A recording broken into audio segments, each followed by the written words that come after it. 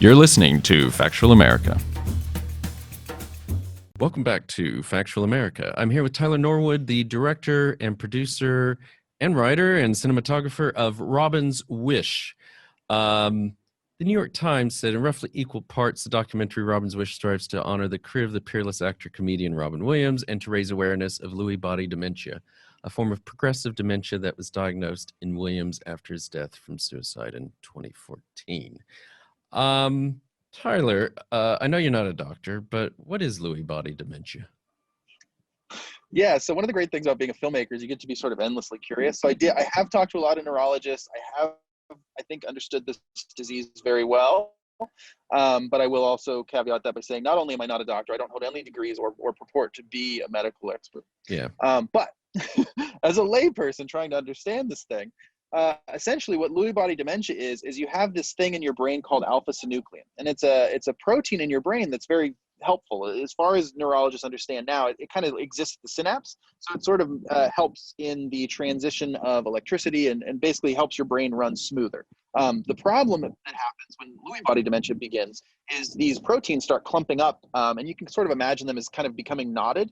So they become these big clumps. And what those clumps, unfortunately, do is they begin shutting down portions of the brain because they're just taking up space that they shouldn't be taking up, right? You don't have a lot of extra space in your brain. So when something starts taking up that space, it starts changing the functionality of your brain.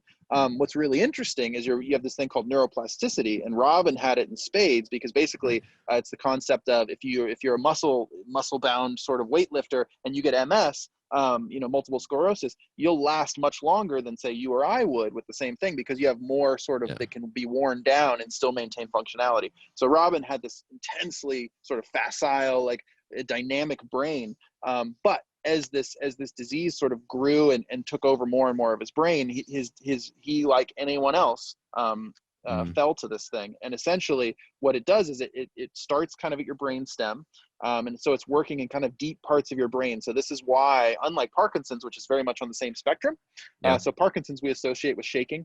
Lewy body dementia ends with Parkinson's symptoms. So it kind of works from the inside of your brain out, and then Parkinson's sort of works from the outside in, if you want to think about it simply.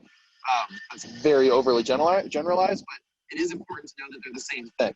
Because what happens at the end of Robin's life is he gets a Parkinson's diagnosis.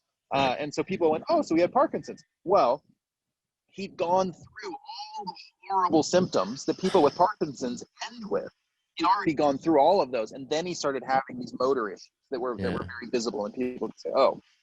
So that's the important thing, is that people with Parkinson's, they start with motor issues and they end with all of the horrible things that Robin went through in the early days, and then only worsened as he went along, which is delusions, basically an impossibility of sleeping. You kind of can never enter REM sleep. And so the idea of, that being absolutely a torture technique, right, is to keep people from sleeping.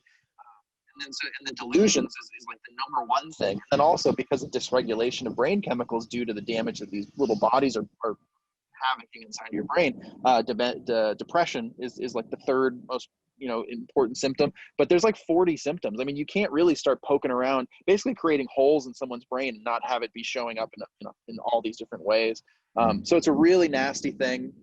Top line is it's a devastating neurological disease. There are no treatments for it, there are no cures for it, so it's a one-way ticket to full neurological your system basically shuts down, right? Your lungs eventually will shut down. So it's a bad thing. And people with Parkinson's that I talked to were terrified of the later symptoms, and they understand too well that people with Lewy body dementia, that they have the worst ride. Because the nice thing about Parkinson's is you can be stable for quite some time before all these things start setting in. But with Lewy body dementia, you feel it, and you feel it deeply. And it alters the way you are, and it alters who you are from a medical standpoint. So this is about setting us straight, basically, about what happened to Robin Williams. But why haven't we heard more about this until now?